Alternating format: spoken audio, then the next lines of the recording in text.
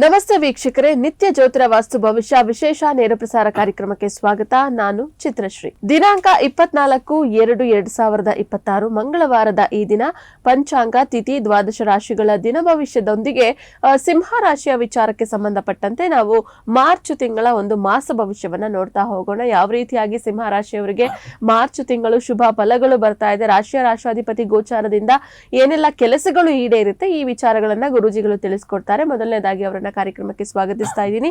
ಖ್ಯಾತ ಜ್ಯೋತಿಷಿಗಳು, ಖ್ಯಾತ ಸಂಖ್ಯಾಶಾಸ್ತ್ರಜ್ಞರು ಮತ್ತು ಪಂಚಭೂತ ವಾಸ್ತು ತಜ್ಞರಾದ ಶ್ರೀ ಮಂಜುನಾಥ್ ಗುರೂಜಿಗಳು. ಗುರುಜಿ ನಮಸ್ತೆ, ಕಾರ್ಯಕ್ರಮಕ್ಕೆ ಸ್ವಾಗತ. ಓಂ ಧರಣಿ ಗರ್ಭ ಸಂಭೂತಂ ವಿದ್ಯುತ್ ಕಾಂತಿ ಸಮಪ್ರಭಂ ಕುಮಾರಂ ಶಕ್ತಿ ಹಸ್ತಂ ಚ ತಂ ಮಂಗಳಂ ಪ್ರಣಮಾಮ್ಯಹಂ. ಗುರುಜಿಗಳನ್ನ ಕಾರ್ಯಕ್ರಮಕ್ಕೆ ಸ್ವಾಗತಿಸ್ತಿದ್ವಿ. ವೀಕ್ಷಕರೇ, ನೀವು ಸಹ ನೇರ ಪ್ರಸಾರ ಕಾರ್ಯಕ್ರಮಕ್ಕೆ ಕಾಲ್ ಮಾಡಬೇಕು, ಮಾತನಾಡಬೇಕು ಗುರುಜಿಗಳ ಬಳಿ ಅಂತ ಅನ್ಸಿದ್ರೆ ನಿಮ್ಮ ಸ್ಕ್ರೀನ್ ಮೇಲೆ ಒಂದು ಮೊಬೈಲ್ ಸಂಖ್ಯೆ ಡಿಸ್ಪ್ಲೇ ಆಗ್ತಾ ಇದೆ. ಆ ಮೊಬೈಲ್ ಸಂಖ್ಯೆಗೆ ನೀವು ಕಾಲ್ ಮಾಡಬಹುದು, ಹಾಗೆ ವಾಟ್ಸಪ್ ನಲ್ಲಿ ನಮಗೆ ಮೆಸೇಜ್ ಕೂಡ ನೀವು ಮಾಡಬಹುದು ಅಂತ ಹೇಳ್ತಾ, ಗುರುಜಿ, ಸಿಂಹ ರಾಶಿಯ ವಿಚಾರಕ್ಕೆ ಸಂಬಂಧಪಟ್ಟಂತೆ ಒಂದು ನವಗ್ರಹಗಳ ಗೋಚರದ ಪ್ರಭಾವ ಯಾವ ರೀತಿಯಾಗಿದೆ, ಯಾವೆಲ್ಲ ಆಚರಣೆಗಳನ್ನ ಸಿಂಹ ರಾಶಿಯವರು ಮಾರ್ಚ್ ತಿಂಗಳಿನಲ್ಲಿ ಮಾಡ್ಕೊಳ್ಬೇಕು? ನೋಡಿ, ಮೊದಲೇದಾಗಿ ಸಿಂಹ ರಾಶಿಯವರಿಗೆ ಮಾರ್ಚ್ ತಿಂಗಳಲ್ಲಿ ಸ್ವಲ್ಪ ಬಂಪರ್ ಅಂತಾನೆ ಹೇಳ್ಬೋದು ಗೋಚಾರದ ವಿಚಾರವಾಗಿ.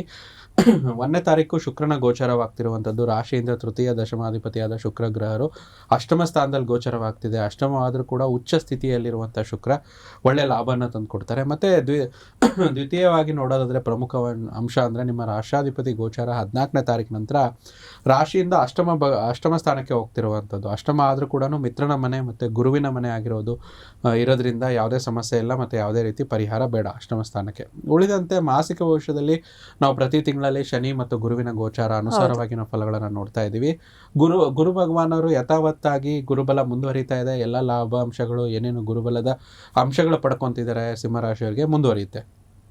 ಅದೇ ರೀತಿ ಅಷ್ಟಮ ಶನಿ ಏನು ಗೋಚರದಲ್ಲಿದ್ದಾರೆ, ಯಥಾಸ್ಥಿತಿಯಾಗಿ ಒಂದು ಶನಿಗೆ ಸಂಬಂಧಪಟ್ಟಂಥ ಪರಿಹಾರಗಳನ್ನು ಮಾಡ್ಕೊಳ್ಳಿ, ಯಾಕಂದರೆ ಅಷ್ಟಮ ಶನಿಯ ಪ್ರಭಾವ ಇನ್ನೂ ಇರುತ್ತೆ. ಮತ್ತು 15ನೇ ತಾರೀಕು ನಂತರ ಇಲ್ಲೇನಾಗುತ್ತೆ, ತ್ರಿಗ್ರಹ ಯೋಗ ಅಂತ ಆಗ್ತಾ ಇರುವಂಥದ್ದು. ಒಂದೇ ರಾಶಿಯಲ್ಲಿ 3 ಗ್ರಹಗಳು ಬರ್ತಾ ಇರುವಂಥದ್ದು. ಅದರಲ್ಲಿ ವಿಶೇಷವಾಗಿ ನಿಮ್ಮ ರಾಶಾಧಿಪತಿ ಸೂರ್ಯ, ಶುಕ್ರ ಹಾಗೂ ಶನೇಶ್ವರ ಗ್ರಹ ಇರುವಂಥದ್ದು. ಸೊ ಈ ರೀತಿ ಒಂದು ಮಾರ್ಚ್ ತಿಂಗಳಲ್ಲಿ ಸಿಂಹ ರಾಶಿಯವರಿಗೆ ಒಂದು ನವಗ್ರಹಗಳ ಗೋಚಾರ ಜರುಗ್ತಿರುವಂಥದ್ದು.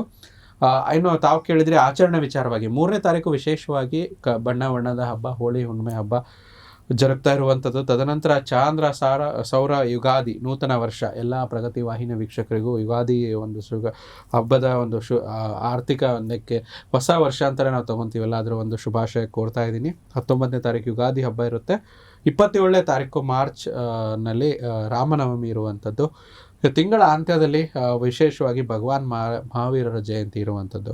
ಇದೆಲ್ಲ ಮಾರ್ಚ್ ತಿಂಗಳಲ್ಲಿ ನವಗ್ರಹಗಳ ಗೋಚಾರ ಮತ್ತು ಸಿಂಹರಾಶಿಯವರ ಆಚರಣೆ ವಿಚಾರವಾಗಿ ಜರುಗುತ್ತಮ್ಮ. ಗುರುಜಿ, ಇನ್ನು ನವಗ್ರಹಗಳ ಗೋಚಾರದ ಪ್ರಭಾವ ಮಾರ್ಚ್ ತಿಂಗಳಿನಲ್ಲಿ ಸಿಂಹ ರಾಶಿಯವರಿಗೆ ಎಷ್ಟರ ಮಟ್ಟಿಗೆ ಪ್ರಭಾವವನ್ನ ಬೀರ್ತಾ ಇದೆ ಗುರುಜಿ? ನೋಡಿ, ನವಗ್ರಹಗಳ ಒಂದು ಗೋಚಾರದ ಪ್ರಭಾವ ವಿಸ್ತೃತವಾಗಿ ನಾವು ಆವಾಗಲೇ ಹೇಳ್ದಂಗೆ ಅಷ್ಟಮ ಶನಿಯ ಪ್ರಭಾವ ಸಿಂಹ ರಾಶಿಯವರಿಗೆ ಮುಂದುವರಿತಾ ಇದ್ದು, ಸ್ವಲ್ಪ ಉದ್ಯೋಗದ ಒಂದು ವಿಚಾರದಲ್ಲಿ, ಯಾಕಂದರೆ ಉದ್ಯೋಗಕಾರಕನಾದ ಶನಿ ಗ್ರಹರು ಅಷ್ಟಮ ಸ್ಥಾನದಲ್ಲಿದ್ದಾಗ ರಾಶಾಧಿಪತಿ ಒಟ್ಟಿಗಿರಲು ಸ್ವಲ್ಪ ದಶಮಾಧಿಪತಿ ಕೂಡ ಅಲ್ಲೇ ತ್ರಿಗ್ರಹ ಯೋಗ ಆಗ್ತಿದೆ.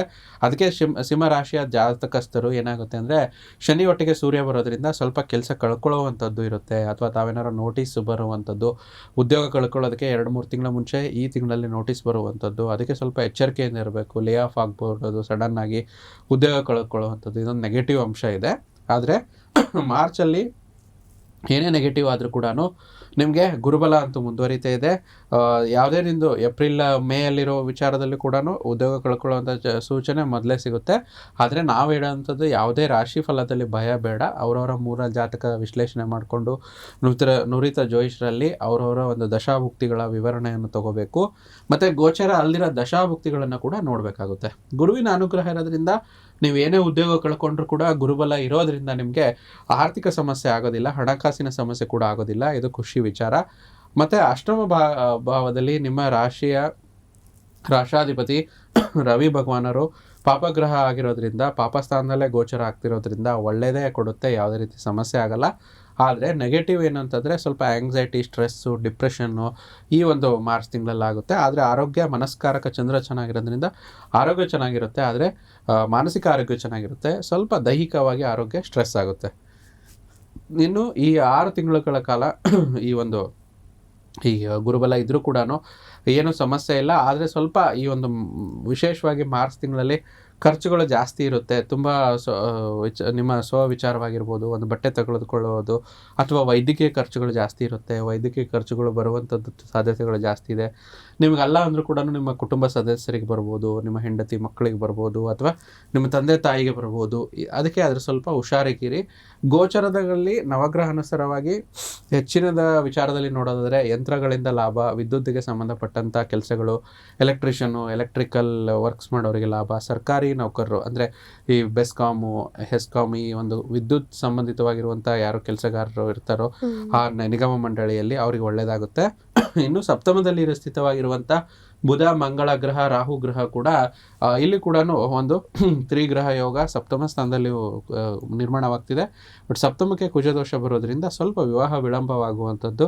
ಮಾರ್ಚ್ ತಿಂಗಳಲ್ಲಿ ಏನಾದರೂ ವಿವಾಹ ಸಂಬಂಧಿತವಾಗಿ ಮಾತುಕತೆಗಳು ಜರುಗಿದರೆ, ವಿವಾಹ ನಿಶ್ಚಯ ಇದ್ದರೆ ಅದನ್ನು ಮುಂದೂಡಿದ್ರೆ ಒಳ್ಳೆಯದು ಅಂತ ಹೇಳ್ತೀನಿ. ಈ ರೀತಿ ಒಂದು ನವಗ್ರಹಗಳ ಗೋಚಾರ ವಿಸ್ತೃತ ಪ್ರಭಾವ ಒಂದು ಸಿಂಹರಾಶಿಯವರಿಗೆ ಜರುಗ್ತಾ ಇದೆ. ಮಾರ್ಚ್ ತಿಂಗಳಲ್ಲಿ ಎಷ್ಟು ಪ್ರಭಾವ ಬೀರ್ತಾ ಇದೆ ಅಂತ ಹೇಳಿ ತಿಳಿಸ್ಕೊಟ್ಟಿದ್ದೀರಾ ಗುರುಜಿ. ಇನ್ನು ರಾಷ್ಟ್ರಾಧಿಪತಿಯ ಗೋಚರ ಪ್ರಭಾವ ಎಷ್ಟರ ಮಟ್ಟಿಗೆ ಸಿಂಹರಾಶಿಯವರಿಗೆ ಮಾರ್ಚ್ ತಿಂಗಳಿನಲ್ಲಿ ಬೀರ್ತಾ ಇರೋವಂಥದ್ದು, ಜೊತೆಗೆ ಶುಭ ಫಲಗಳು ಏನಾದರೂ ರಾಷ್ಟ್ರಾಧಿಪತಿಯಿಂದ ಲಭಿಸುತ್ತಾ, ಹೇಗೆ?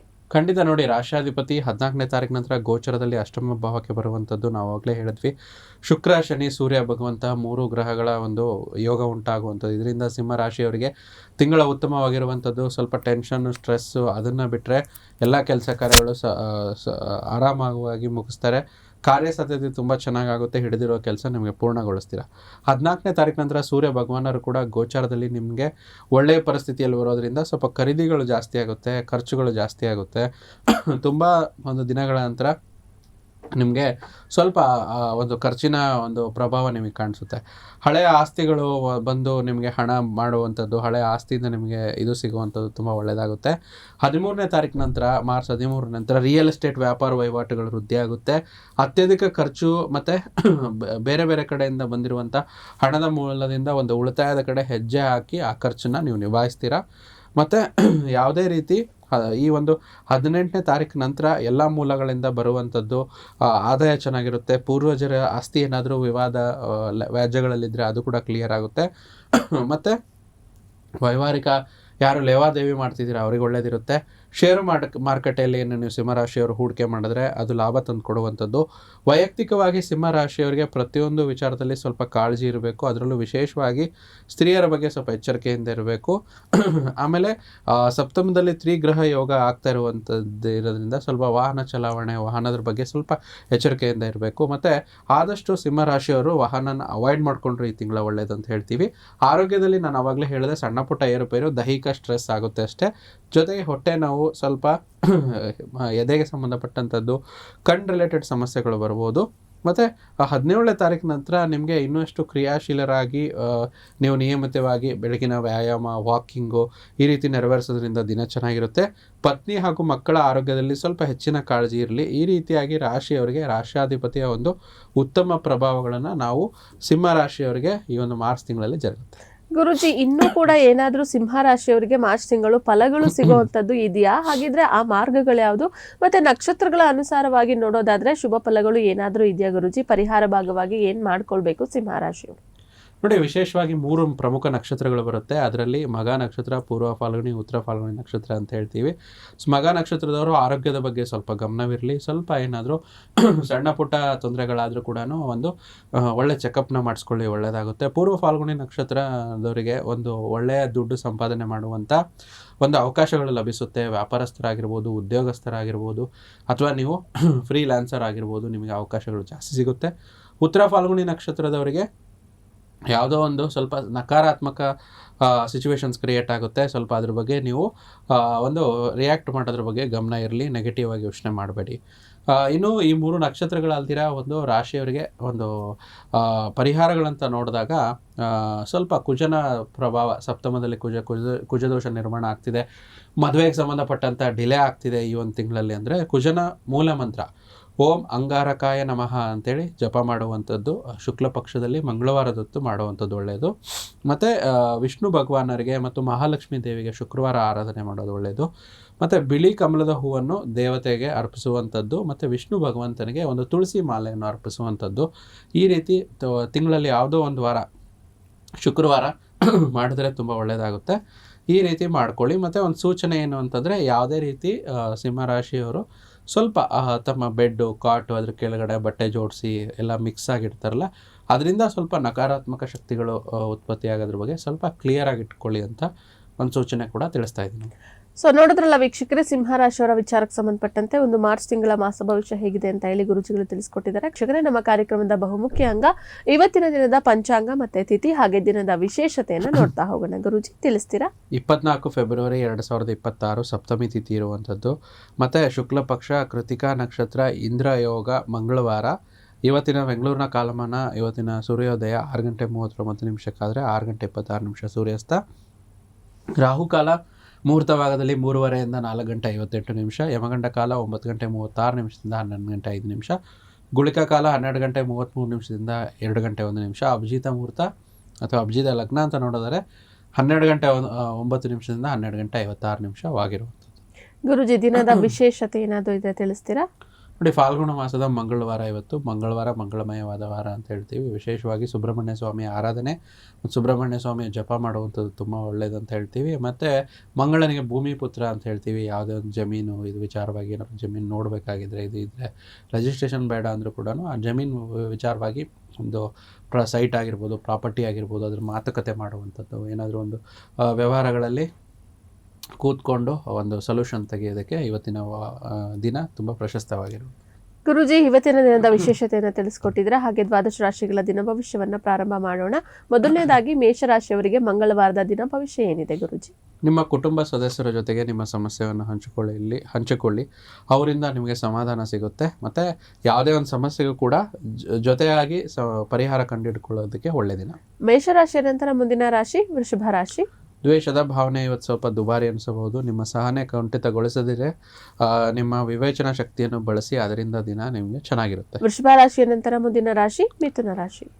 ರಾಶಿಯವರು ನೋಡಿ, ಸಣ್ಣ ಸಣ್ಣ ವಿಚಾರದಲ್ಲೂ ಮನಸ್ಸನ್ನು ಕೆಡಿಸಲು ಬಿಡಲೇಬೇಡಿ. ಮನೆ ಯಾವುದೋ ಒಂದು ಸದಸ್ಯರಿಂದ ಹಣ ತೆಗೆದುಕೊಂಡ್ರೆ ಅದನ್ನ ಕೂಡಲೇ ಮರುಪಾವತಿಸಿ, ಇಲ್ಲಾಂದ್ರೆ ಸ್ವಲ್ಪ ಕಿರಿಕಿರಿಗಳಾಗುವಂಥ ಸಾಧ್ಯತೆಗಳು ಇರುತ್ತೆ. ಮಿಥುನ ರಾಶಿಯವರಿಗೆ ಯಾವುದಾದ್ರೂ ಪರಿಹಾರ ಭಾಗವಾಗಿ ತಿಳಿಸ್ತೀರಾ ಗುರುಜಿ ಏನಾದರೂ? ರಾಶಿಯ ಮೂಲ ಮಂತ್ರ ಓಂ ಬುಧಾಯ ನಮಃ ಅಥವಾ ಓಂ ನಮೋ ಭಗವತೆ ವಾಸುದೇವಾಯ ಅಂತ ಜಪ ಮಾಡಿ ಹೊರಟ್ರೆ ಬರುವಂಥ ಸಮಸ್ಯೆಗಳು ಯಾವುದೇ ರೀತಿ ಇರೋದಿಲ್ಲ. ಮಿಥುನ ರಾಶಿಯವರು ಇವತ್ತಿನ ದಿನದ ಮಟ್ಟಿಗೆ ಇದನ್ನ ಮಾಡ್ಕೊಳ್ಳಿ ಅಂತ ಹೇಳ್ತಾ, ಮುಂದಿನ ರಾಶಿ ಕರ್ಕಾಟಕ ರಾಶಿ. ದೈಹಿಕ ಲಾಭಕ್ಕಾಗಿ, ವಿಶೇಷವಾಗಿ ಮಾನಸಿಕ ಸದೃಢತೆಗಾಗಿ ಧ್ಯಾನ ಯೋಗದಿಂದ ದಿನ ಪ್ರಾರಂಭಿಸಿ, ತುಂಬ ಚೆನ್ನಾಗಿರುತ್ತೆ. ಕರ್ಕಾಟಕ ರಾಶಿಯ ನಂತರ ಮುಂದಿನ ರಾಶಿ ಸಿಂಹ ರಾಶಿ. ಇವತ್ತು ನೀವು ಶಾಪಿಂಗ್ಗೆ ಹೋದಲ್ಲಿ ನಿಮ್ಗೆ ಒಂದು ಒಳ್ಳೆಯ ಉಡುಗೊರೆ ಸಿಗುವಂಥ ಸಾಧ್ಯತೆ ಇದೆ, ಅಥವಾ ನೀವು ಒಂದು ಒಳ್ಳೆಯ ಉಡುಗೊರೆ ಇನ್ನೊಬ್ಬರಿಗಾಗಿ ಖರೀದಿಸುವಂಥದ್ದು, ಅದರಿಂದ ನಿಮ್ಮ ಮನಸ್ಸು ಅರಳುವಂಥದ್ದು ಇವತ್ತು ಜರುಗುತ್ತೆ. ಸಿಂಹ ರಾಶಿಯ ನಂತರ ಮುಂದಿನ ರಾಶಿ ಕನ್ಯಾ ರಾಶಿಯವರಿಗೆ ಮಂಗಳವಾರದ ದಿನ ಭವಿಷ್ಯ ಏನಿದೆ ನೋಡೋಣ. ಹೊರಗಿಟ್ಟ ಆಹಾರ ತಿನ್ನುವಾಗ ಎಚ್ಚರಿಕೆ ಇರಲಿ. ಅನಗತ್ಯ ಒತ್ತಡ ಕೇವಲ ನಿಮಗೆ ಮಾನಸಿಕ ಉದ್ಯೋಗ ಉಂಟು ಮಾಡುತ್ತೆ, ಅದ್ರ ಬಗ್ಗೆ ಸ್ವಲ್ಪ ಗಮನ ಇರಲಿ. ಅದರಿಂದ ನಿಮಗೆ ದಿನ ಸ್ವಲ್ಪ ಒತ್ತಡಮಯವಾಗಿರುವಂಥದ್ದು ಕಾಣಿಸ್ತಾ ಇದೆ. ಮುಂದಿನ ರಾಶಿ ತುಲಾ ರಾಶಿಯ ಬಗ್ಗೆ ನೋಡೋದಕ್ಕೂ ಮುಂಚೆ ಗುರುಜಿ ನಮಗೆ ಪ್ರಶ್ನಾ ಸಮಯ ಭಾಗದಲ್ಲಿ ವಾಟ್ಸಪ್ನಲ್ಲಿ ಬಂದಿರುವಂತಹ ಪ್ರಶ್ನೆಗಳು ತಗೊಂಡ್ಬಿಡೋಣ. ಇವರ ಹೆಸರು ಕೃಷ್ಣ ಬೈಗನಿ ಅಂತೆ. ಜನ್ಮ ದಿನಾಂಕ ಹೇಳ ಗುರುಜಿ? ಹೇಳಿ. 14/5/79. ಓಕೆ.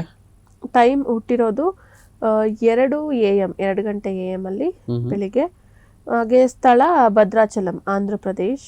ಓಕೆ. ಗುರುಜಿ, ಇವ್ರು ಕೇಳ್ತಾ ಇರೋ ಪ್ರಶ್ನೆ ಜಾಬ್ ಚೇಂಜ್ ವಿಚಾರಕ್ಕೆ ಸಂಬಂಧಪಟ್ಟಂತೆ ಪ್ರಶ್ನೆಯನ್ನ ಕೇಳ್ತಾ ಇದ್ದಾರೆ. ಜಾಬ್ ಚೇಂಜ್ ಮಾಡ್ಬೋದಾ ಹೇಗೆ ಅಂತ. ನೋಡಿ, ನೀವು ಕೊಟ್ಟಿರೋವಂಥ ಮಾಹಿತಿ ಪ್ರಕಾರದಲ್ಲಿ ಇವರು ಹುಟ್ಟಿರುವಂಥದ್ದು ಜ್ಯೇಷ್ಠ ನಕ್ಷತ್ರ, ಮತ್ತು ರಾಶಿ ಬಂದು ಇವ್ರದ್ದು ವೃಶ್ಚಿಕ ರಾಶಿ, ಮತ್ತು ಕುಂಭ ಲಗ್ನದ ಒಂದು ಜಾತಕ ಅಂತ ಹೇಳ್ತೀವಿ. ಜಾಬ್ ಬಗ್ಗೆ ಇವರು ಪ್ರಶ್ನೆ ಕೇಳಿದ್ರಂತ ತಾವು ಹೇಳಿದ್ರಿ. ಚಂದ್ರದಶೆ ನಡೀತಿದೆ, ಚಂದ್ರನಲ್ಲಿ ರಾಹು ಅಂತರ್ದಶೆ ನಡೀತಿದೆ. ರಾಹು ಬಂದು ಜಾತಕದಲ್ಲಿ ಪ್ರಬಲವಾಗಿ ಸಪ್ತಮ ಸ್ಥಾನದಲ್ಲಿ ಶನಿ ಒಟ್ಟಿಗೆ ಇರುವಂಥದ್ದು. ಗೋಚಾರದಲ್ಲಿ ಕೂಡ ರಾಹು ಕೇತುವಿನ ಬದಲಾವಣೆ ಆಗ್ತಿದೆ. ಇದು ಖಂಡಿತ ಒಳ್ಳೆಯ ಸಮಯ, ಜಾಬ್ ಚೇಂಜ್ ಮಾಡ್ಬೋದು. ಆದರೆ ಮಾರ್ಚ್ವರೆಗೂ ವೇಟ್ ಮಾಡಿ. ಏಪ್ರಿಲಿಂದ ತುಂಬ ಚೆನ್ನಾಗಿದೆ, ಒಳ್ಳೆ ಕಡೆ ಕೆಲಸ ಸಿಗುತ್ತೆ. ಅದರಲ್ಲೂ ವಿಶೇಷವಾಗಿ ಶನಿ ರಾಹು ಯಂತ್ರಗಳನ್ನು ಸೂಚಿಸುತ್ತೆ, ಮತ್ತು ಏನೋ ಟೆಕ್ನಿಕಲ್ ಜಾಬ್ಸ್ನ ಸೂಚಿಸುತ್ತೆ.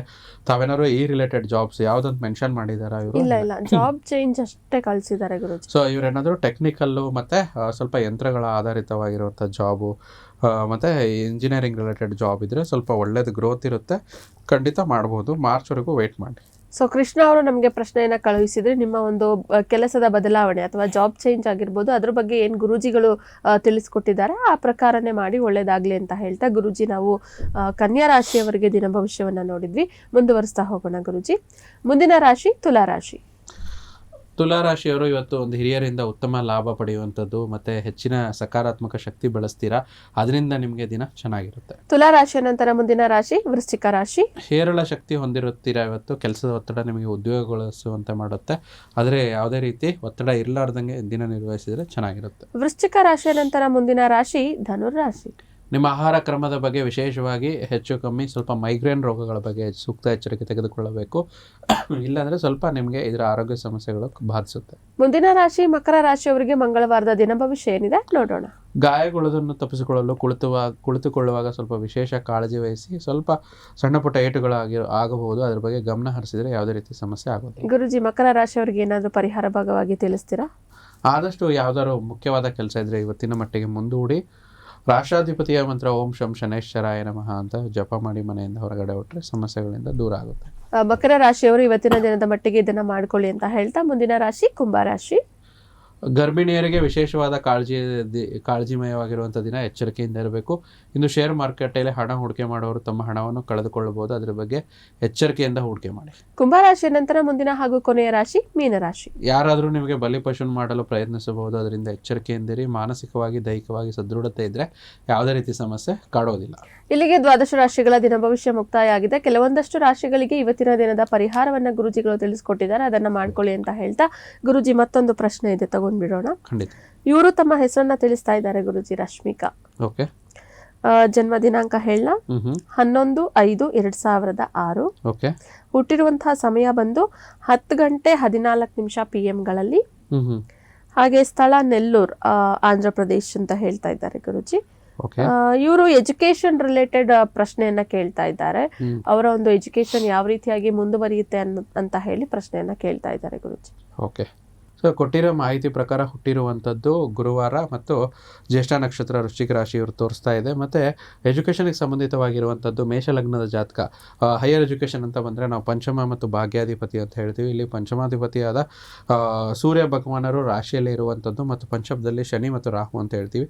ಹೈಯರ್ ಎಜುಕೇಷನ್ಗೆ ಸಂಬಂಧಿತವಾಗಿರುವಂಥದ್ದು 9ನೇ ಮನೆ ಅಧಿಪತಿ ಗುರು. ಇವರ ಜಾತಕದಲ್ಲಿ ಪ್ರಬಲವಾಗಿ 4ನೇ ಮನೆಯಲ್ಲಿ ಉಚ್ಚ ಪರಿಸ್ಥಿತಿಯಲ್ಲಿ ಕೂತಿದ್ದಾರೆ. ಮತ್ತು ದಶಾಭುಕ್ತಿ ಕೂಡ ತುಂಬ ಸಕಾರಾತ್ಮಕವಾಗಿ ಗುರು ಮಹಾದಶೆ ಚಂದ್ರ ಅಂತರ್ಭುಕ್ತಿ ನಡೀತಿದೆ. ಆದರೆ ಗುರು ಮಹಾದಶೆ ಬುಧ ಭುಕ್ತಿ ಬರಬೇಕು. ಅದು ಡಿಸೆಂಬರ್ 2026ರಿಂದ ಜರುಗುವಂಥದ್ದು. ಈಗೇನು ಇನ್ನೇನು ನಾವು ಫೆಬ್ರವರಿ ಕಳೀತಾ ಬಂದ್ವಿ, ಇನ್ನೊಂದು 7-8 ತಿಂಗಳ ಕಾಲ ಏನಾದರೂ foreign education higher education preparation ಇದ್ರೆ ಮಾಡ್ಕೊಳ್ಳಿ, ಖಂಡಿತ ಒಳ್ಳೆಯದಾಗುತ್ತೆ. ಗುರು ದಶೆ ನಡೀತಿದೆ. ಗುರುಗೆ ಸಂಬಂಧಪಟ್ಟಂಥ ಮೂಲ ಮಂತ್ರಗಳು ಓಂ ನಮೋ ಗುರುವೇ ನಮಃ ಅಂತ ಹೇಳ್ಬೋದು, ಓಂ ಬೃಹಸ್ಪತಿ ನಮಃ ಅಂತ ಹೇಳ್ಬೋದು, ಅಥವಾ ಓಂ ಗ್ರಾಮ್ ಗ್ರೀಂ ಗ್ರಾಮ್ ಸಹ ಗುರುವೇ ನಮಃ ಅಂತ ಹೇಳ್ಬೋದು. ಈ ರೀತಿ ಹಲವಾರು ವಿಚಾರದಲ್ಲಿ, ಇಲ್ಲಾಂದರೆ ಮನೆಗೆ ಹತ್ತಿರ ಇರುವಂಥ ಸಾಯಿಬಾಬಾ ಅಥವಾ ರಾಘವೇಂದ್ರ ಸ್ವಾಮಿ, ಗುರು ದತ್ತಾತ್ರೇಯನ ದೇವಸ್ಥಾನಕ್ಕೆ ಹೋಗುವಂಥದ್ದು, ಬ್ರಾಹ್ಮಣರಿಗೆ ಕಡಲೆಕಾಳನ್ನು ದಾನಕ್ಕೆ ಕೊಡುವಂಥದ್ದು ಗುರುವಾರದತ್ತು. ಈ ರೀತಿ ಪರಿಹಾರಗಳು ಮಾಡಿಕೊಂಡ್ರೆ ಗುರು ಭಗವಾನರು ಬಲವಾಗ್ತಾರೆ. ಸಾಧ್ಯವಾದ ಮಟ್ಟಿಗೆ ಅವ್ರಿಗಿನ್ನೂ ಹೆಚ್ಚಿನ ಅನುಕೂಲತೆ ಇತ್ತಂದರೆ ಎಡಗೈ ತೋರು ಬೆರಳಲ್ಲಿ 4 to 5 ಕ್ಯಾರೆಟ್ನಷ್ಟು ಒಂದು ಪುಷ್ಪರಾಗ ಅಂತ ಹೇಳ್ತೀವಿ, ಯೆಲ್ಲೋ ಸಫೈರ್ ಜಮ್ ಸ್ಟೋನ್ನ ಧರಿಸಿದರೆ ಅವ್ರ ಎಜುಕೇಷನ್ಗೂ ಸಹಾಯ ಆಗುತ್ತೆ, ಮುಂದೆ ಅರ್ನಿಂಗು ಕೂಡ ಚೆನ್ನಾಗಾಗುತ್ತೆ. ಇವೆರಡೂ ಅಂಶಗಳನ್ನು ಮಾಡ್ಕೊಳ್ಳಿ. ಡಿಸೆಂಬರ್ ನಂತರ ಒಳ್ಳೆಯ ಯೋಗ ಇದೆ ಇವರಿಗೆ ಹೈಯರ್ ಎಜುಕೇಷನ್.